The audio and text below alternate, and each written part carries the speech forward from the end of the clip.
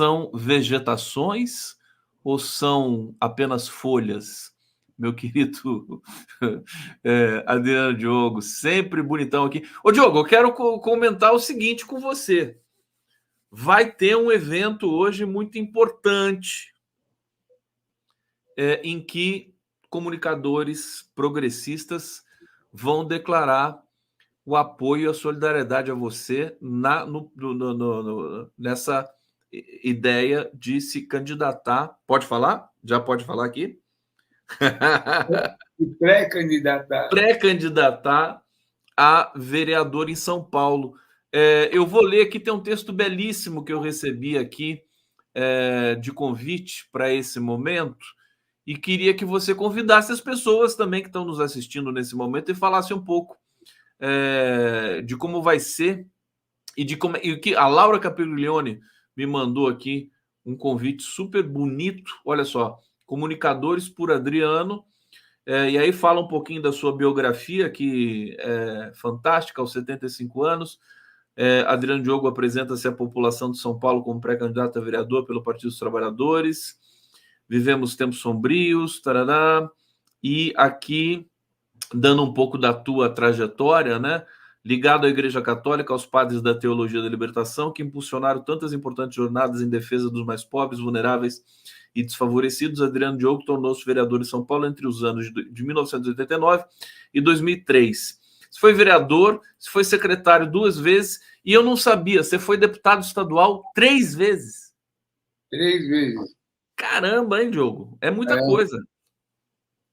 Só que eu cometi um erro de fazer a Comissão da Verdade no último mandato. Aí, como a Dilma, fui mandado para o arquivo morto. Agora estou tentando ressuscitar. Você tentou fazer a Comissão da Verdade de São Paulo. De São Paulo, Rubens Paiva. Mas você não fez? Não fiz, mas o prêmio que eu ganhei foi que a direita, a extrema-direita, os militares me arquivaram, me tiraram de circulação. E agora, com a campanha do Boulos, eu estou tentando apoiá-lo, porque eu acredito demais nessa campanha do Boulos à Prefeitura de São Paulo. Estou me engajando totalmente na campanha e emprestando um pouco do meu currículo para a área de direitos humanos e meio ambiente. Essa é a minha maior motivação, porque eu considero essa eleição em São Paulo, uma das mais importantes até que a eleição do Lula. Porque se o Boulos for bem aqui na eleição de São Paulo, e nós derrotaremos o bolsonarismo de uma forma definitiva. Comparo até essa eleição que o Boulos está concorrendo aqui em São Paulo com a eleição que Luiz Erundina disputou em 1988 e ganhou a prefeitura e derrotou definitivamente a ditadura. Então, eu considero que essa eleição de São Paulo, bem como em outras capitais brasileiras, né? Por isso que eu fiz aquela pergunta para o Gé Genuíno. Porto Alegre é uma cidade importantíssima, que o prefeito está se omitindo de todas as formas. É uma das piores prefeituras que Porto Alegre teve. O vice é um cara bolsonarista do MBL, e lá a direita percebendo o fracasso que era adiar as eleições. Aqui você viu essa virada cultural, o fracasso que foi a virada cultural aqui em São Paulo. Por isso, essa minha motivação de estar apoiando o Guilherme Boulos, voltando com o Guilherme Boulos e apoiá-lo até as últimas consequências. Adriano Diogo aqui no 11 News, avisando aqui em primeira mão, talvez não tão em primeira, mas da sua pré-candidatura, que eu quero convidar vocês aqui. Pode convidar as pessoas, ô Diogo? Pode. Dia 20 de maio de 2024, às 19 horas, Rua dos Franceses, 498, no Salão de Festas do Edifício Flaubert, Bela Vista, São Paulo. Tá aqui, lugar nobre de São Paulo, para realmente arrebentar, né, Diogo? O que você está preparando, meu querido? Vai transmitir? Porque eu vou querer transmitir isso aí, hein? Como é que vai ser? Vamos tentar transmitir ao vivo, pelo menos pelo Instagram. Pelo celular dá. Dá, pelo celular dá. Vou providenciar uma transmissão ao vivo. Tem que registrar bonitinho e tudo mais. Você preparou o discurso? Está preparado? Não, é porque hoje, viu, Conde, coincidentemente, sem mudar do assunto da reunião, que você é tão delicado, tão querido, hoje à tarde, aqui em São Paulo, aqui na Cinemateca, aqui na Vila Mariana, tem o velório do grande cineasta, o grande Tony Venturi. Tony Que Ventura, Tony entrevistei o Tony Venturi, Ventura, é.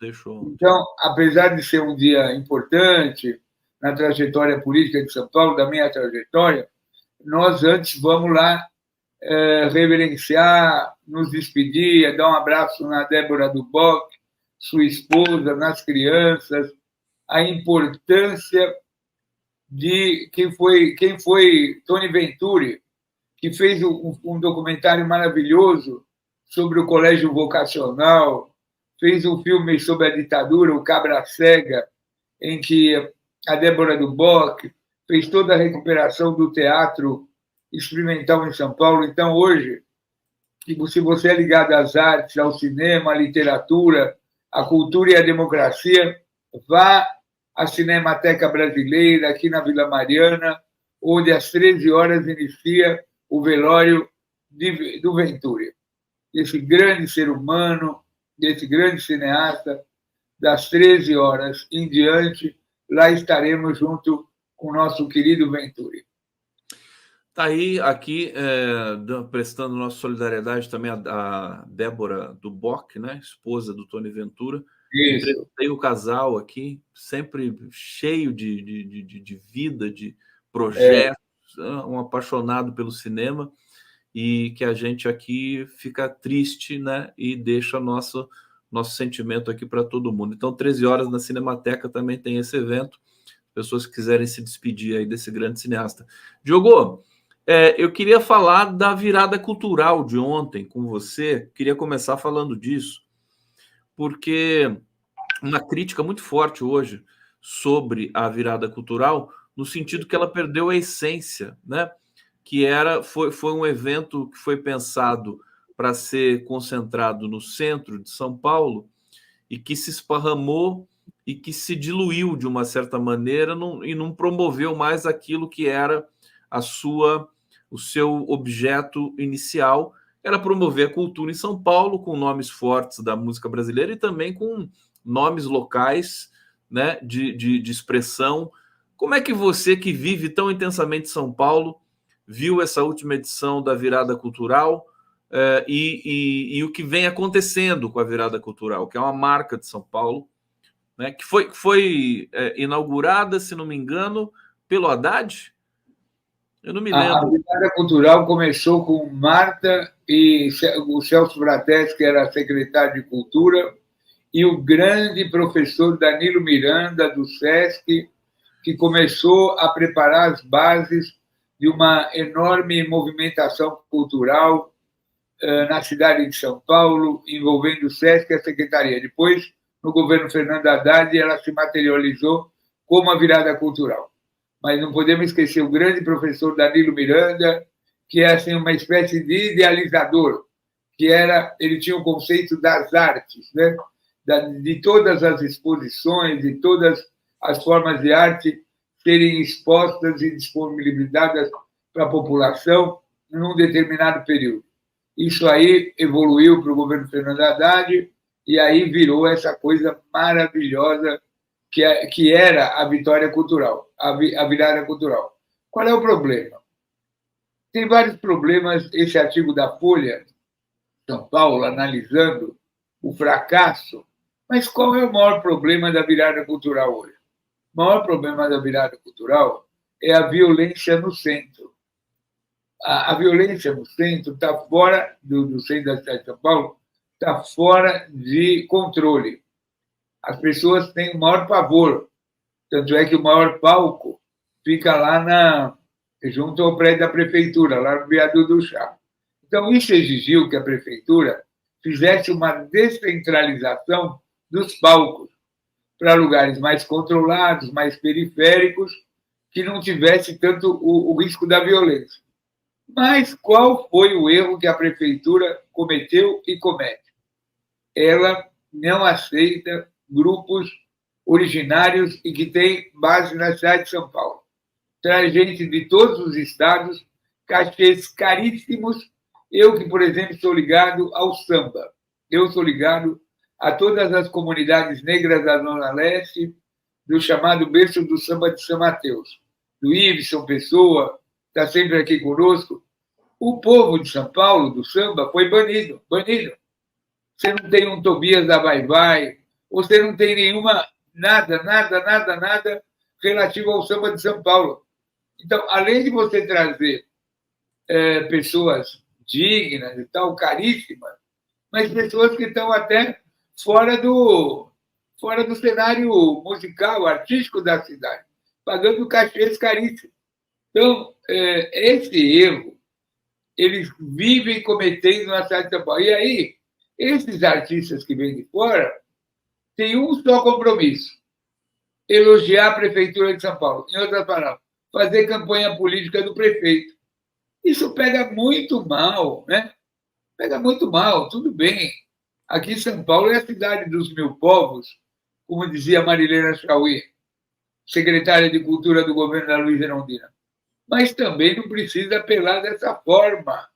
Não precisa trazer grandes nomes, é bom. Imagina você, numa virada cultural, que eu me lembro, uma das mais magníficas, que era feita uma parte que eu acompanho muito, que é o mundo dos corais, quando o coral Luther King estava no auge, trouxeram corais do mundo inteiro, A Cira Milani, então, ela no Mosteiro de São Bento, nas imediações daquele átrio maravilhoso lá da Igreja de São Bento, do Mosteiro de São Bento.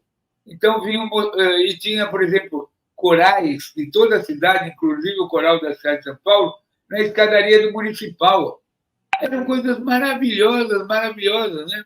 Então, essa raiz da virada cultural, que era a grande vitrine de todos os grupos de São Paulo, de todas as linguagens, de todas as formas de arte, perdeu.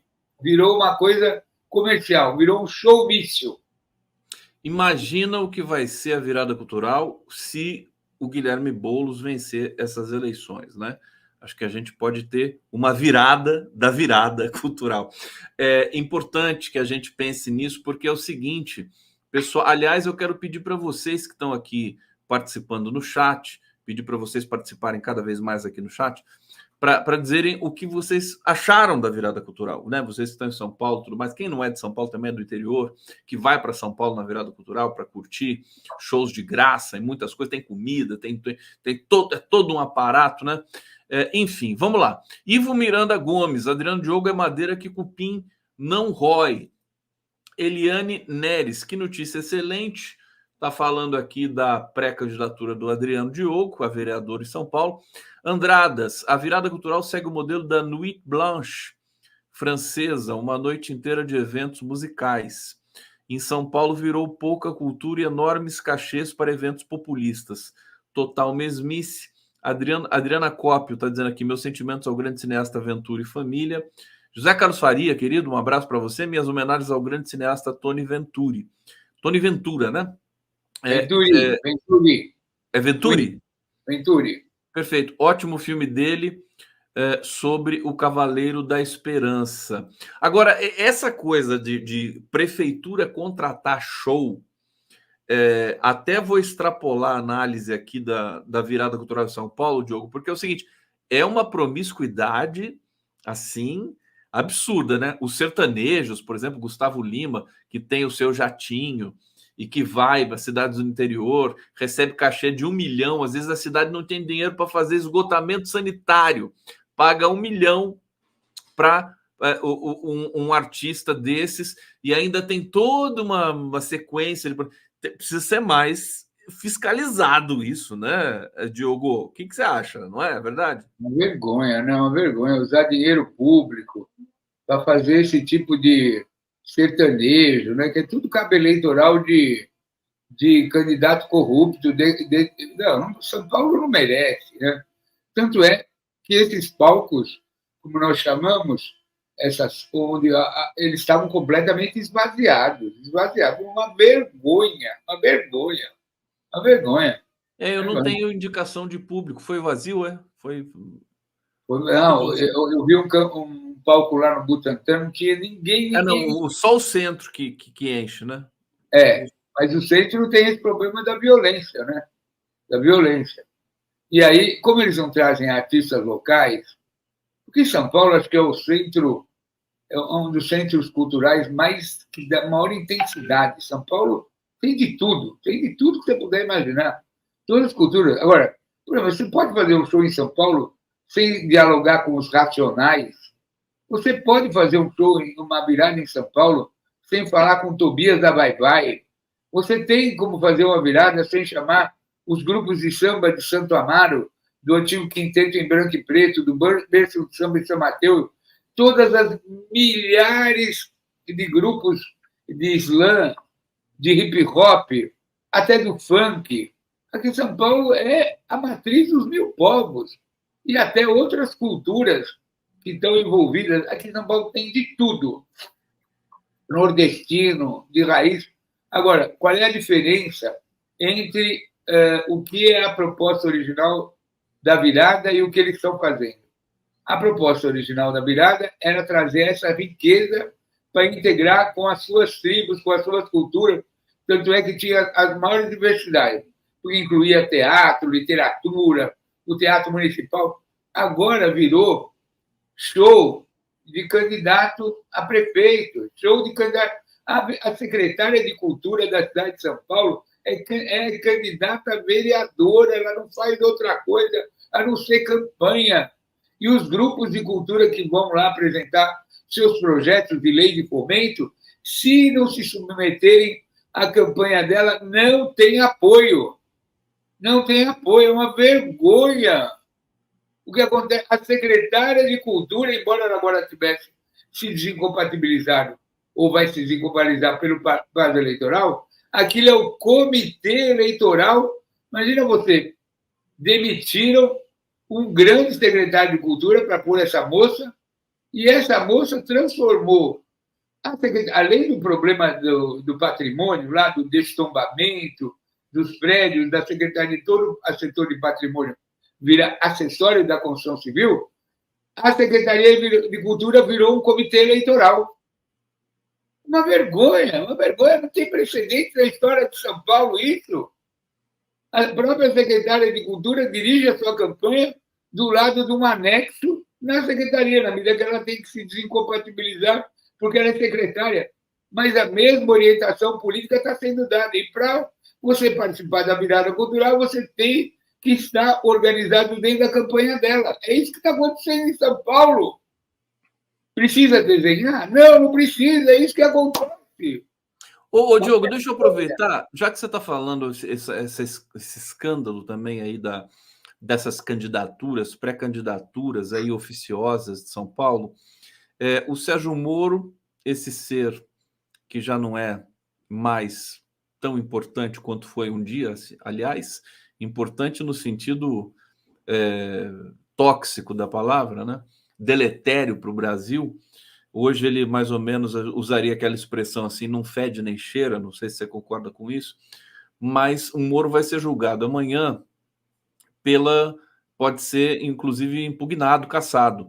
E o que se comenta sobre esse julgamento é que vai ser um julgamento para regulamentar a pré-campanha e o gasto que o candidato pode fazer com relação à pré-campanha.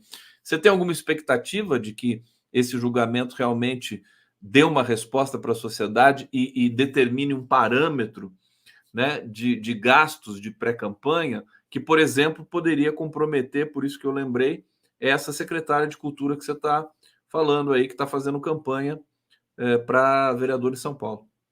Não acredito mesmo, não acredito. Esse julgamento do Moro é uma fraude.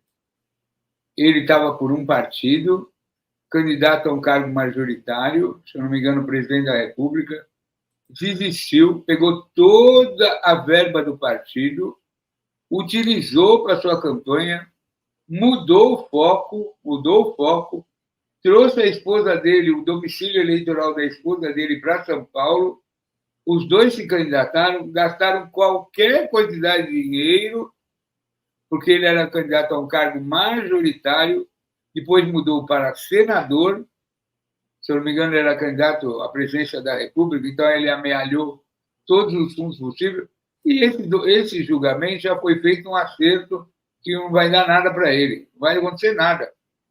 Porque esse julgamento, além do crime eleitoral, ele poderia estar sendo julgado pelos crimes que ele cometeu na Lava Jato.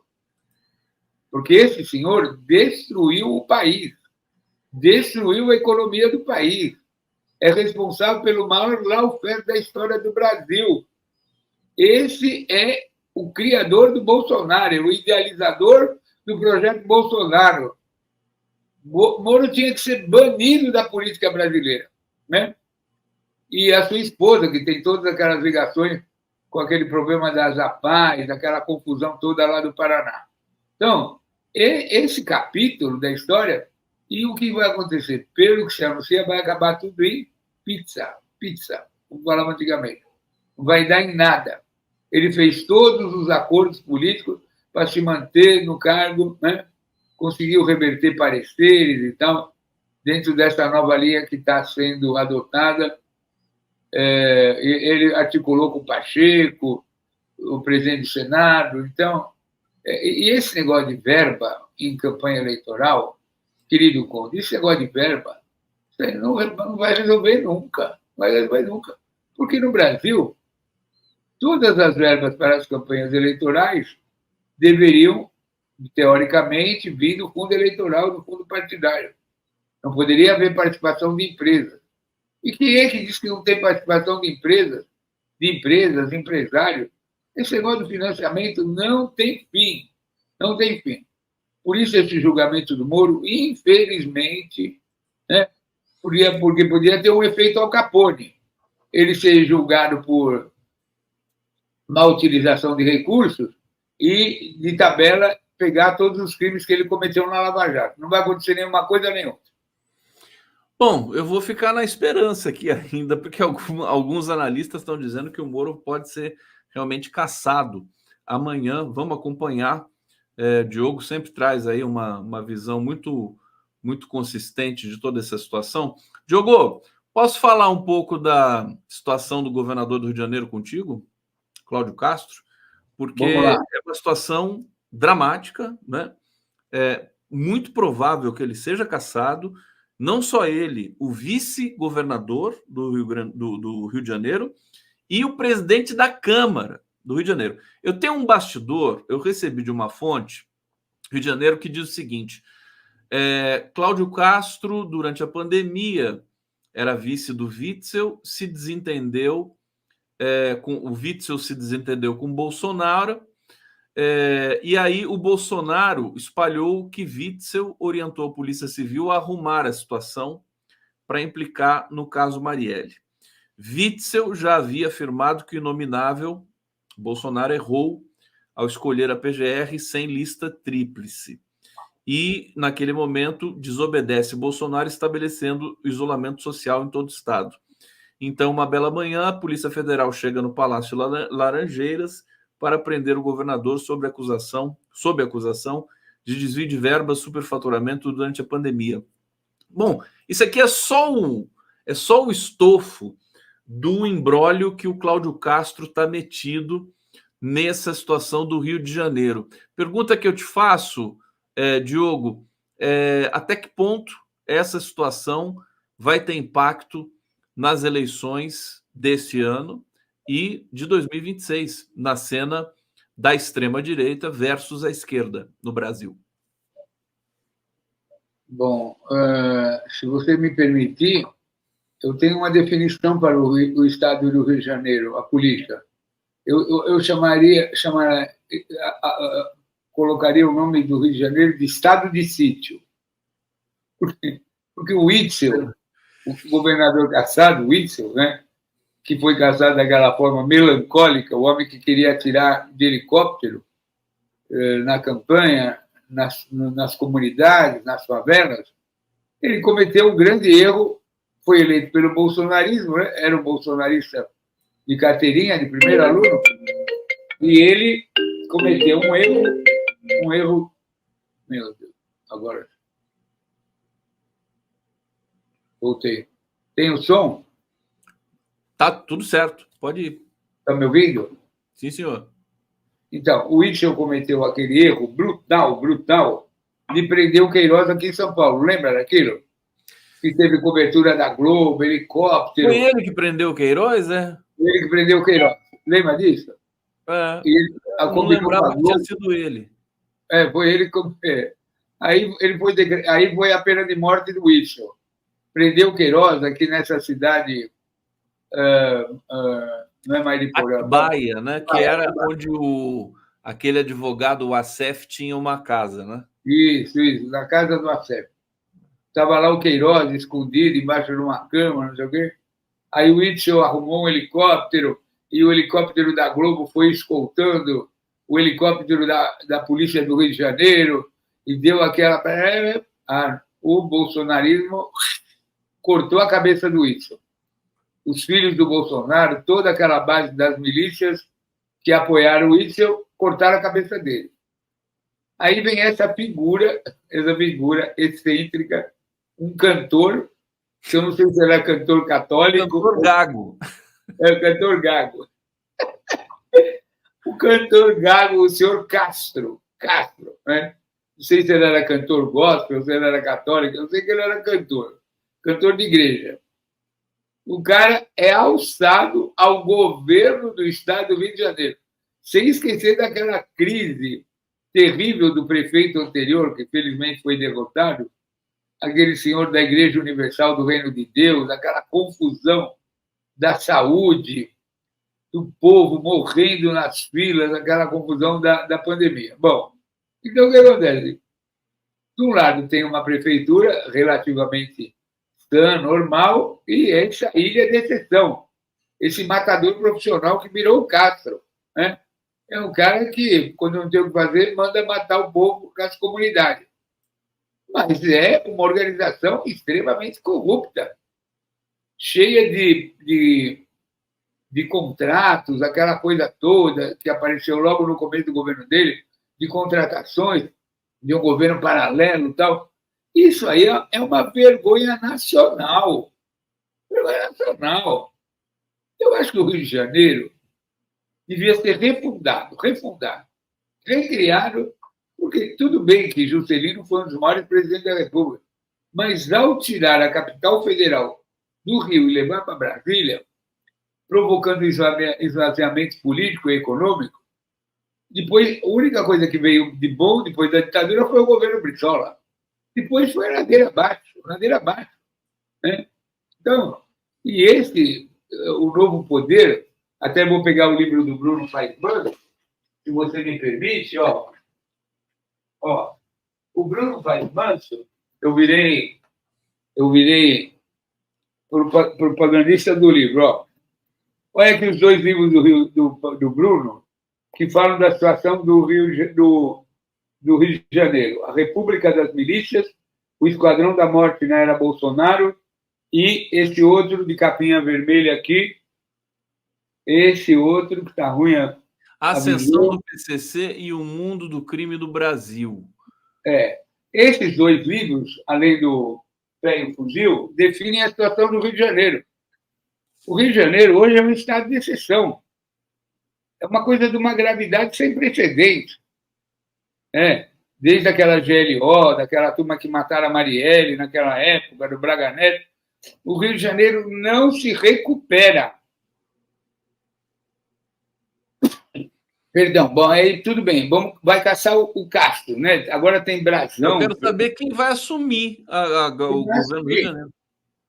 Talvez o Lula tenha que nomear um interventor lá para o Rio de Janeiro, fazer um mandato. Bota o Capelli no Rio de Janeiro, pronto. Não, porque é uma situação que, inclusive, tecnicamente, fica um vazio, né? Porque o governador, a probabilidade de ser cassado é grande, é muito grande. Governador, vice-governador, presidente da Assembleia. Quem que vem na linha sucessória? Aí tem que pôr o bispo, né?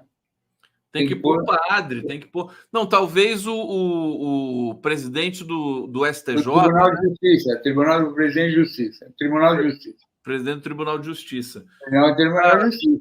Não é fácil, o Rio de Janeiro é difícil, é realmente uma situação. Agora, nós aqui de São Paulo não podemos falar nada, né, o Adriano Diogo? Até porque nós temos um carioca aqui governando o Estado, né? Nós importamos, na falta de coisa melhor, nós importamos o Coronel Tarcísio, né? Diogo, quais são as atividades? Eu vou pedir para você fazer mais uma vez o chamamento aqui para esse evento de hoje à noite, que o Diogo vai receber ali o apoio de vários jornalistas, comunicadores em São Paulo. Apoia a pré-candidatura do Diogo, né? Não é um apoio ao Diogo diretamente, mas a pré-candidatura, o direito dele ser candidato, a importância da candidatura dele, a importância da candidatura para também promover o debate, né, Diogo? Porque muita coisa pode ficar de fora nesse debate, e é importantíssimo que a gente tenha em São Paulo a eleição mais e melhor politizada do Brasil, no melhor sentido da palavra. Então, vou pedir para você falar um pouco assim do horizonte, tá? E das suas ideias, né? Para esse debate que você certamente vai estabelecer em São Paulo. Não, eu acho que a ideia, a força do momento para a cidade de São Paulo é essa visão plebiscitária. São Paulo é o plebiscito do Brasil. São Paulo só tem dois campos, a civilização e a barbárie. Decorrente dessa visão, nós podemos retomar a democracia no Brasil. Guilherme Boulos foi a pessoa mais leal com Lula nos seus piores momentos. A hora que o Sindicato dos Metalúrgicos estava cercado, na iminência de Lula ser preso, Guilherme Boulos estava ao lado dele. Todos os grupos ligados ao MTST estavam do lado de Lula. Essa eleição de São Paulo talvez seja a eleição mais importante do século. Lula já nos devolveu a democracia, derrotando o obscurantismo, derrotando o golpe, afastando aqueles que queriam fazer um banho de sangue no Brasil. A eleição de Boulos à Prefeitura de São Paulo representa a consolidação desse projeto. Nós não podemos retroceder. Por isso que nós estamos organizando um grupo de comunicadores, blogueiros, artistas, para começar a organizar um apoio à campanha do Boulos aqui na cidade de São Paulo. Eu estou me dispondo a isso, eu estou preparado para isso, tenho experiência. Acho que a questão ambiental, não por uma questão de oportunismo, tem que ser uma questão central da campanha do Boulos, né? A cidade de São Paulo é uma megalópole, ela tem que dar o exemplo para o Brasil, né? E se o Guilherme Boulos, como candidato a prefeito, for bem sucedido aqui em São Paulo, outras capitais brasileiras serão beneficiadas. Temos que repudiar esse absurdo que o governador do Rio Grande do Sul está querendo adiar as eleições em Porto Alegre. Absurdo, absurdo, absurdo, absurdo. Porque mais decadente que o governador é o prefeito de Porto Alegre. Agora, a prefeitura de Porto Alegre é tudo de ruim que tem no Brasil, né? Então, as eleições municipais, nós estamos falando do Rio de Janeiro, seja ela no Rio de Janeiro, em Curitiba, Belo Horizonte, qualquer lugar, representa uma nova fase da democracia brasileira que pode durar mais de 50 anos. É isso que nós queremos, né? E é isso que eu estou me propondo a ajudar a organizar com todas as pessoas de bem, uma campanha que você viu, o Datena essa semana fez aquele jogo, foi para um lado, foi para o outro, era vice da Tabata. Então, o campo democrático tem que conversar entre si. O PSDB está querendo ressuscitar, se auto-ressuscitar nas eleições municipais de São Paulo, mas está muito difícil para o PSDB, né? Está difícil, está difícil. O PSDB, uma pena, né? Uma pena que o PSDB virou o que virou. O PSDB devia ter sido mantido com a sua tradição democrática. Aí perdeu. Mas pagou pelo que fez, né? Porque inventou aquele personagem Dória. falou que o PT não ia existir mais. Na verdade, quem acabou ali, virou o Nanico, foi o PSDB. O Diogo, deixa eu só trazer o comentário da Caroline Winter aqui. Ela está dizendo, aqui em Goiânia é igual, quase. O Zander saiu da secretaria há pouco tempo, mas continua com isso de priorizar seus cabos eleitorais e boicotar quem pensa diferente. Hashtag Zander não. Obrigado, Carolina Winter. E aqui, ó, olha quem chegou aqui, o Altamiro Borges. Altamiro, que também é um agitador, hein? Altamiro, você é subversivo, cara. Vocês dois, viu? Contar para você, viu? Pô, como é que vocês conseguem subverter tanto a ordem assim? Você viu que o Miro ontem organizou a cadeia da legalidade. O Miro, onde eu olhava, tinha o Barão de Tararé organizando a cadeia da legalidade. Ele transformou o ministro lá, o Pimenta, no Brizola, falando pelo Brasil todo pela cadeia da legalidade. Ele na entrevista com o Pimenta, né? Que o Barão fez, né, com o Pimenta? Foi. Tá aí, seja bem-vindo, Altamiro Borges. Diogo. Adriano, marquei aquela sua sugestão. Vamos combinar um dia para ir lá na Vila Califórnia, viu? Eu subindo, marco contigo, a gente vai lá na igreja. Você mata a gente de emoção. Falei até para a esposa do Devani Ribeiro, ó, o Miro está morando lá no litoral, vai contar a história da resistência aí, dos padres irlandeses da Vila Alpina. Ela ficou toda emocionada. Olha, o pessoal está perguntando aqui como é que fala com o Diogo. Eu vou colocar os perfis do Adriano Diogo nas redes sociais. Adriano Diogo PT. O Adriano Diogo é um apaixonado pelo PT, né? Que nem eu. Adriano Diogo PT, @Adriano Diogo PT. Você vai encontrar o Adriano Diogo no Instagram, no Twitter, no Facebook, onde mais? TikTok? Você também está no TikTok? TikTok. Fazendo dancinha lá, dancinha do Adriano Diogo. E eu quero dizer o seguinte, mais uma vez aqui, reforçar esse evento de hoje do Adriano Diogo, né? Em prol da pré-candidatura. Deixa eu ler mais uma vez aqui o endereço. Vai ser na Rua dos Franceses, 498, no Salão de Festas do Edifício Flaubert. Olha que elegância, Altamiro. Bela Vista, lá. São Bela Paulo. Vista, é bonito, eu conheço lá. Às 19 horas, cheio de glamour. Vai ser uma coisa impressionante.